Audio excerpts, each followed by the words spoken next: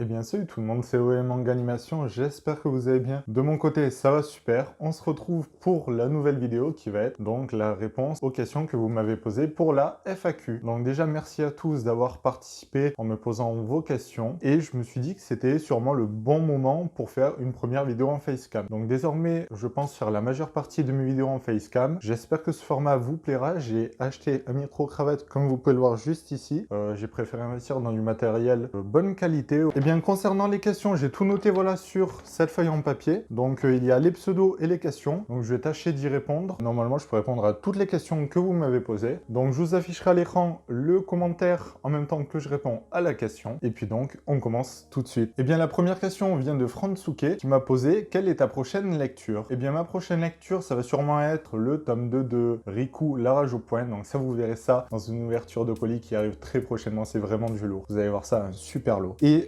Fransuke et Koichi m'ont posé la même question aussi. Que penses-tu de One Piece? Donc actuellement, je suis au volume 6. Cependant, j'attends de recevoir quelques tomes aussi. Vous allez voir ça, c'est un super lot. Donc pour le moment, les 6 premiers tomes que j'ai lus, eh bien j'ai bien apprécié. L'histoire est entraînante, les personnages sont attachants et j'ai envie d'en savoir plus sur cette œuvre mythique d'Eiichiro Oda. Ensuite, on a Deluxe Manga qui m'a posé quel est le premier manga que tu as lu? Eh bien le premier manga que j'ai lu, il s'agit de Naruto. Alors je sais plus quel âge j'avais, j'étais vraiment assez jeune. C'était lors d'un festival de la BD et j'avais eu les tomes de Naruto. Donc déjà j'avais regardé tout petit Dragon Ball, Dragon Ball Z, tout ça. Et j'avais découvert Naruto sur Game One. Donc je me suis dit autant acheter un manga pour voir. Et ensuite j'ai fait une longue pause sur les mangas. Je préférais regarder les animés. Et finalement ben là ça fait quelques années que j'ai repris à acheter des mangas. Et puis après ça il m'a demandé quel est ton manga préféré. Alors c'est assez dur vu que on va dire que j'ai des périodes. Tout dépend quel manga j'ai lu en dernier et si j'ai vraiment accroché. Là si je vais vous répondre tout de suite, ce serait Vagabond de Takehiko Inoue. J'ai enchaîné les 20 tomes, c'était juste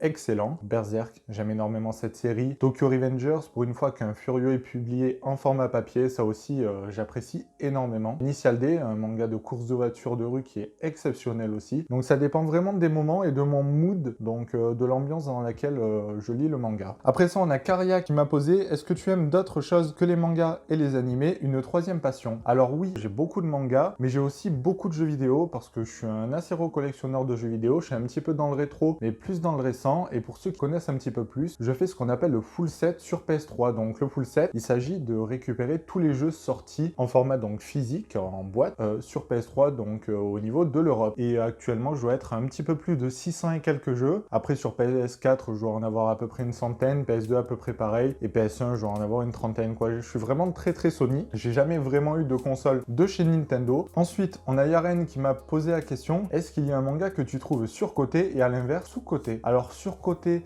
c'est difficile d'y répondre vu que j'aime pas forcément ces termes de surcoté, sous-coté, que le manga va vraiment dépendre du point de vue de la personne. Par exemple, il y a des gens qui aiment Fairy Tail et d'autres un petit peu moins. Sous-coté, je pourrais dire Vagabond, parce que Vagabond, il n'y a pas énormément de personnes qui les achètent vu que les tomes sont assez chers, à 9,35 € le tome, c'est vraiment pas donné. Mais l'œuvre est exceptionnelle. Je pense qu'on peut la mettre dans les mains de pas mal de monde, certes pas un public très jeune, et je pense qu'elle peut vraiment plaire à beaucoup de gens. Ensuite, on a Gablotaku qui m'a posé quel est ton manga préféré? Donc ça, j'y ai un petit peu répondu avant. Quel est ton âge? Eh bien, j'ai eu 22 ans en début d'année. Et quelle est ta série préférée entre 2017 et 2020? Donc c'est assez difficile d'y répondre. Mais là, j'aimerais quand même dire Tokyo Revengers, et j'ai mes raisons. Alors Tokyo Revengers, tout simplement parce que moi j'adore le genre Furio, et c'est le fait que ça soit un Furio, ça faisait pas mal de temps qu'on n'en avait pas eu édité en format papier en France, et si seulement ça pouvait déclencher le marché dessus et qu'il y en ait plein d'autres qui soient édités, je serais ravi. Donc pour moi, mon manga préféré, on va dire entre 2017 et 2020, c'est Tokyo Revengers. Après ça, on a une question de Gizmino. Quelle est l'histoire de ton chibi? Donc le chibi, mon personnage que ma graphiste m'a fait. Abonnez-vous à son compte Instagram, ça y fera plaisir. Bien l'histoire, alors tout d'abord, il a des bandages autour du cou parce que c'est un ancien Yakuza, donc il fait partie d'une grande famille de Yakuza et il souhaite quand même s'intégrer et un petit peu renier ses origines. Donc c'est pour ça qu'il a des bandages. Après voilà, je pense que je vous en parlerai plus ou je ferai un post sur Instagram pour vraiment vous faire l'histoire du personnage parce que ça peut être assez intéressant. On passe à la suite avec Seiku qui m'a posé « Quel est ton animé et ton manga préféré ?» Alors manga, voilà, bah, ça j'y ai répondu parce qu'il y a plusieurs personnes qui m'ont posé la question. Et mon animé, eh bien je dirais que j'ai quand même un très gros coup de cœur pour Dragon Ball Z, parce que c'est ce qui m'a fait découvrir les animés. Donc ça, quand j'étais tout petit, moi je trouvais ça juste exceptionnel. Quand on voit Goku là,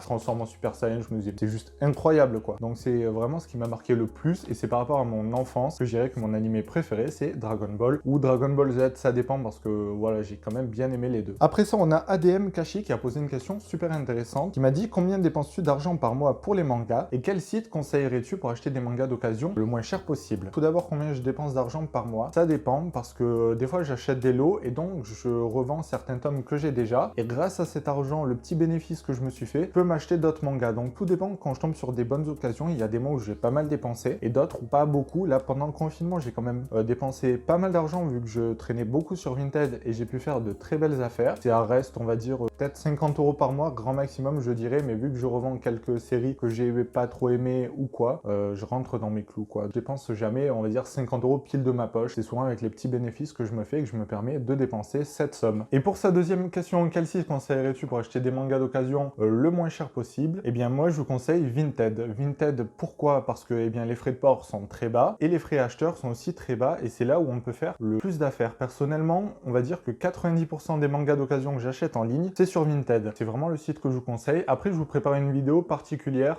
mes conseils pour débuter une mangatech, et donc là, je vous donnerai mes conseils d'achat, tout ça, donc je vous ferai une vidéo très détaillée dessus. Alors, il y a GTR Manga qui m'a posé la question: vas-tu faire le défi ABC Manga, ton top 5 manga et le top 5 flop? Le défi ABC Manga, j'étais pas trop au courant de ce que c'était, donc j'ai regardé un petit peu, et j'ai vu qu'il y avait pas mal de monde qui l'avait fait, donc je me suis dit, personnellement, ça m'intéresse pas trop. Après, je trouve ça quand même très original et intéressant de voir les vidéos d'autres youtubeurs qui font l'ABC Manga, parce que ça permet de découvrir des séries, mais personnellement, je suis pas sûr de le faire vu que j'ai un programme de vidéos, j'ai pas mal de trucs de prévus, donc peut-être je le ferai plus tard, je verrai. Ensuite, mon top 5 manga, eh bien alors, je dirais Berserk, Initial D, Vagabond, Tokyo Revengers, et en cinquième, eh bien, Crows, ça j'en avais parlé sur le live des Japos, mais c'est pas édité en format papier, je l'ai lu en scan parce que c'est jamais sorti en France, mais c'est un très très bon Furio, donc je vous le conseille. Ensuite, on a Roxer D Thunder, donc excuse-moi si je prononce mal ton pseudo. Alors il m'a posé aussi 3 questions: The Promised Neverland ou Death Note, Amixem ou McFly et Carlito, et est-ce que tu penses qu'un jour on aura une réédition de Rakai Blues, par exemple chez Meian qui réédite beaucoup de choses. Alors pour la première question, eh bien je vais répondre The Promised Neverland, parce que honte à moi, Death Note, j'avais commencé l'animé et on m'a spoil à l'épisode 5 la fin, donc j'ai été quand même assez déçu et j'avais pas trop envie de continuer. Après, j'ai Death Note en Black Edition, j'ai que les 3 premiers, faudrait que je les lise puis que je me trouve la suite, et je pense que là je pourrais me faire mon avis. The Promised Neverland, j'ai lu quand même pas mal de tomes. Après là j'ai un trou dans ma série, donc je peux pas trop continuer, mais dès que je complète, je pense que je vais enchaîner les tomes parce que ça a l'air d'être une très très bonne série, parce que de ce que j'ai lu, ça m'a vraiment beaucoup plu. Après, Amixem ou McFly et Carlito, eh bien je vais répondre Amixem, parce que McFly et Carlito, eh bien je regarde pas Amixem, j'aime bien ces vidéos, je rigole bien dessus. McFly et Carlito, peut-être faudrait que j'aille voir. Et est-ce que tu penses qu'un jour on aura une réédition de Rakai Blues? J'ai envie de te dire j'espère. J'ai vu que Meian était en train d'acquérir pas mal de nouvelles séries, il veut qu'ils font des rééditions de séries qui ont été abandonnées ou qui ne sont plus éditées. Je me dis pourquoi pas. Après c'est assez compliqué, j'ai vu avec J'ai lu qui n'existe plus les droits, je sais pas exactement comment ça se passe parce que je suis pas dans le monde de l'édition de manga. Je l'espère, parce que quand on voit le prix des 42 tomes, c'est du grand n'importe quoi. Après ça, on a Jojo Manga qui m'a demandé tes personnages préférés de manga et ceux que tu détestes. Alors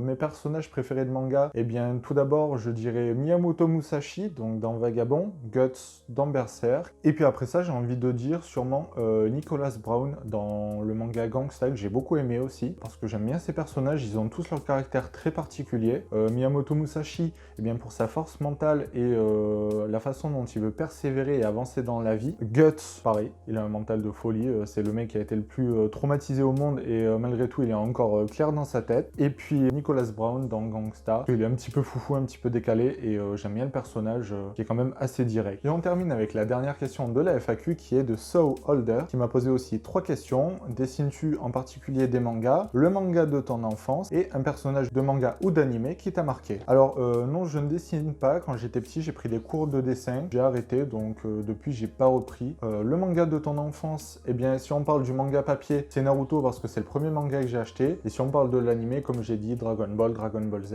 et aussi quand même Naruto, que j'ai vu beaucoup d'épisodes de l'anime. Et la question finale, donc, un personnage de manga animé qui t'a marqué, eh bien j'ai envie de vous dire, c'est pareil, c'est les personnages que je vous ai cités, Guts, parce que le personnage est quand même très très sombre, il a un passé super lugubre, et il est quand même très très fort mentalement. Miyamoto Musashi aussi, parce qu'il était quand même dans la galère. En troisième personnage, Boya Harumichi, donc justement du manga Crows, qui m'a marqué parce que le personnage était quand même attachant, fort. Quand j'ai terminé Crows, je vais vous dire, j'étais en mode bon, j'aimerais que ça continue un petit peu. Tellement j'ai aimé l'histoire, pas parce que la fin n'était pas bonne, mais juste parce que voilà, j'étais tellement attaché au personnage que j'avais envie de voir ce qu'ils deviennent. Eh bien c'était Manga Animation, merci vraiment pour toutes les questions que vous m'avez posées, ça m'a fait super plaisir d'y répondre et en plus en facecam. N'hésitez pas à aller voir la chaîne des personnes qui m'ont posé des questions, la plupart ont une chaîne YouTube qui parle de manga, tout ça c'est super intéressant, donc n'hésitez pas à aller voir et puis on se dit à la prochaine.